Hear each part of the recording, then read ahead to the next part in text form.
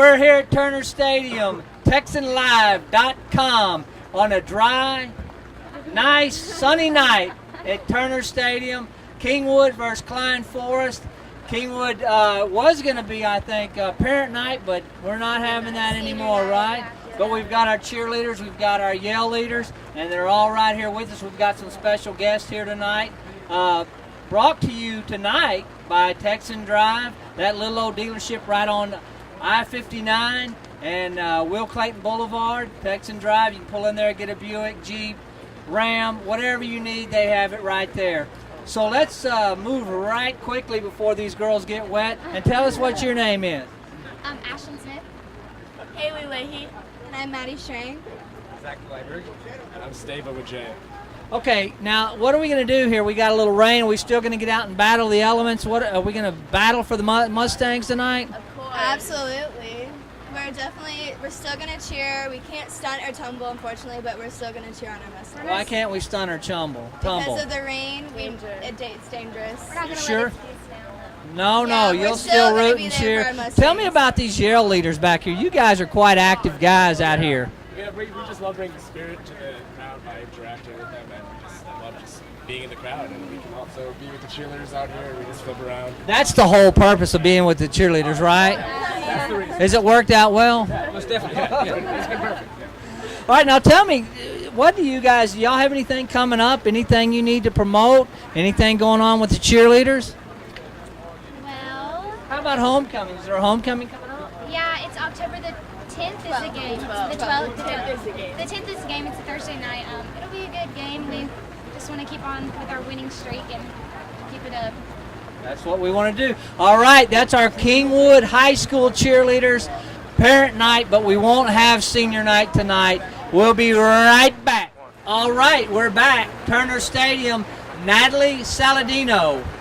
A stroke of luck, we stumbled onto Natalie. She's the president of the Kingwood Student Council. Her plane just landed. She's been up in Washington, D.C. solving some problems they have up there. But she was able to get down here with us and talk about homecoming for the Kingwood Mustangs. She had to stop at Walmart, get her these boots. Natalie, those are nice. Thank you. You better believe it. Okay, now Natalie, tell us a little bit about Student Council. I know when I was in Student Council, I ran, and my platform was running in the halls. I was trying to get that passed. Is that still a problem, running in the halls? Not that I know of, but, Well, how did you get elected then?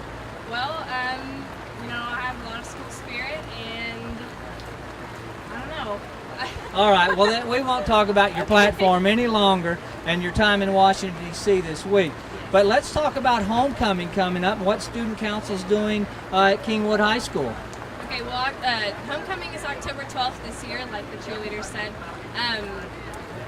What student council does is we have members that set up for the dance. Like, we have to decorate, we bring the drinks and, the refreshments for the dance. And Now, we where take will the down- dance be? Will it be at Kingwood High School? The dance will be at the Humble Civic Center. Humble Civic Center, so we're talking big time. Yes, we are the only high school that has our dances at the Humble Civic Center, so it's How about that? It's a pretty big deal.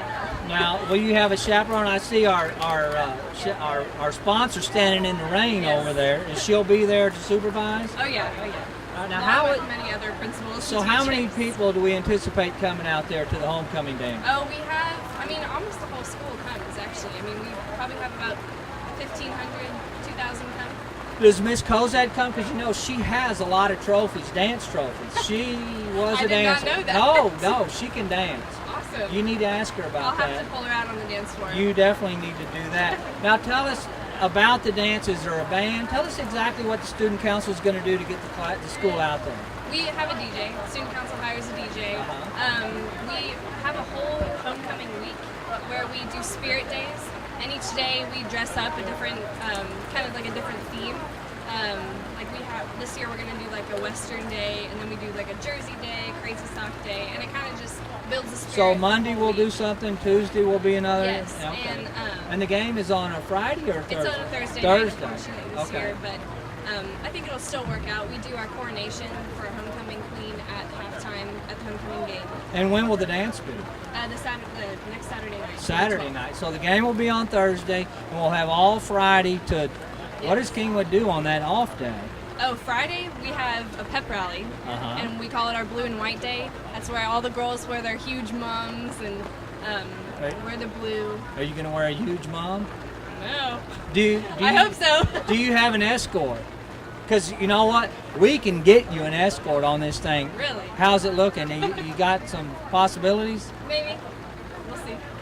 Natalie, that's not convincing. Do we need to go to work on this, or you're all right? Hey, if you want to. All right, we're gonna. If Nothing anybody embarrassing, wants to please. take Natalie to homecoming, you can take the student council president to homecoming. No, they're going to be flying in here. Oh, yeah. They can take Natalie to homecoming.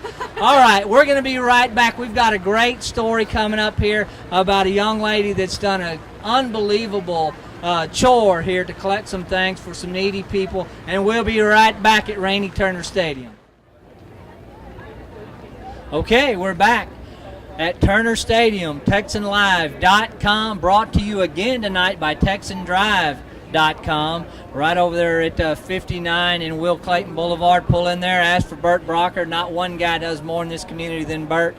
We're here at a lightning delay right now at Turner Stadium. We've brought in Robert Maniscalco from Memorial Hermann to explain a little bit about the lightning delay. It used to be, if you didn't see it or hear it, you went and played, but that's changed quite a bit now. Robert, tell us a little bit about, because I certainly don't know, tell us a little bit about the delay and how that works and when they can start playing again. Okay, it really varies from stadium to stadium what mode they use for determining the delays, that type of thing.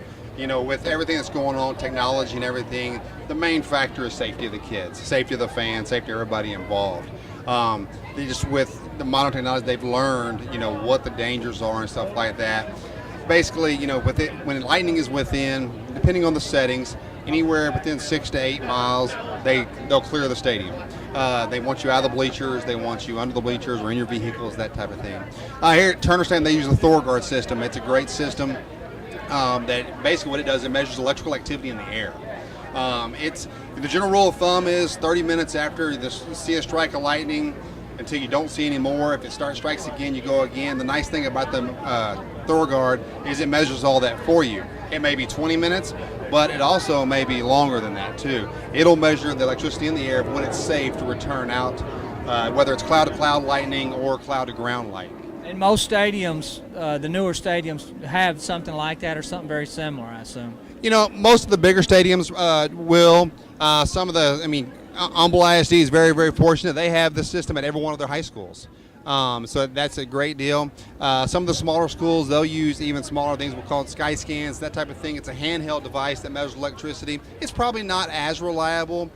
Some people actually still use just the counting method, the old 30-30 rule and stuff like that. People still use it. Tell us about that, because that's something, if you're a Little League coach or a baseball coach, that's something that probably would be very good for a guy that's coaching his Little League team. Tell us how the counting method works. Well, the counting method, even though it's still kind of popular, I don't really want to go into how it exactly works, because what they're trying to do is steer away from that. They're steering more around, if you see lightning or if you hear thunder, you should be clearing the field.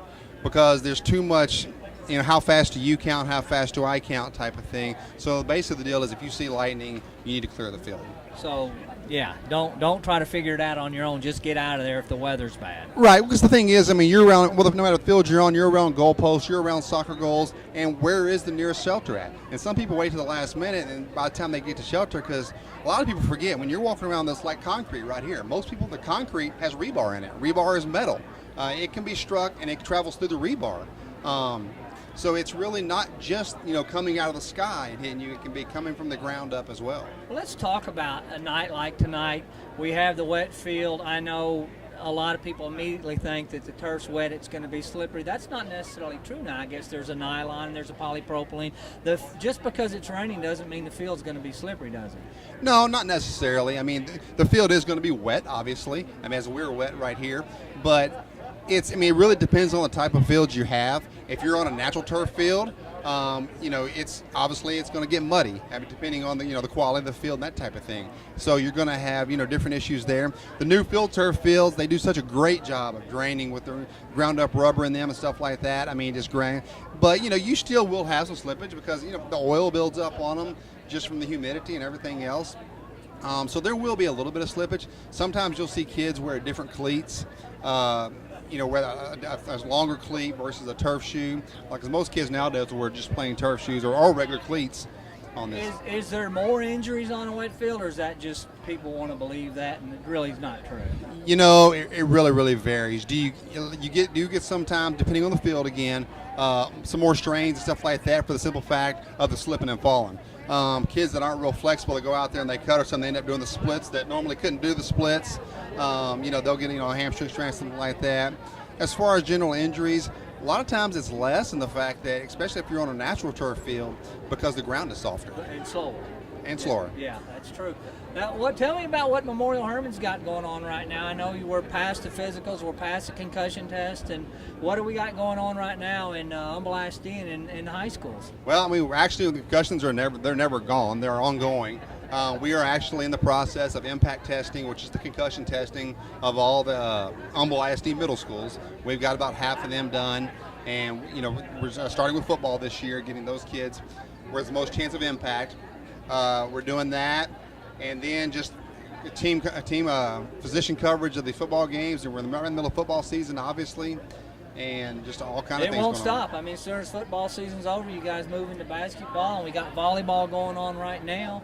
I guess it just doesn't ever stop for Memorial Hermann. It doesn't, and we talk about football, but at the same time, we forget about basketball, soccer, volleyball. Everybody is either in season right now or they're in off season working just as hard. Now, we were talking about concussions, and we talk about the preseason testing that you do for concussions. You'll do that for all sports. You'll do that for basketball. You'll do that for all the sports that people participate in, won't you?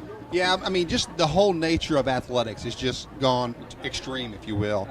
It's bigger, stronger, faster. Football is no longer considered a contact sport. It's a collision sport now. Your basketballs, your volleyballs, your baseballs, those are all contact sports. I mean, if you have watched them recently, you'll see the difference in what it used to be 20 years ago, 10 years ago, and now. Yeah, it is. All right. Well, Robert, we appreciate it. As always, this is our Doc Talk. Always enjoy it. Always informative. And we'll be right back. It looks like they're starting to take the field, and we'll be having some football.